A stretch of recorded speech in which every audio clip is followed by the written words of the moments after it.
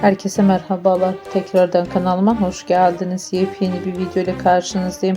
Sizler için yeni görüntüler, yeni paylaşımlar sunuyorum. Paylaşımlarım Hazal Subaşı ve İlkan Melih çiftinden olacak. Birbirine yakışan çiftlerin güzel görüntülerini, mutlu paylaşımlarını umarım sizler de beğenirsiniz. Sizlerden tek dileğim kanalıma abone olup like atmayı unutmayın. Hoşça kalın, sağlıcakla kalın arkadaşlar.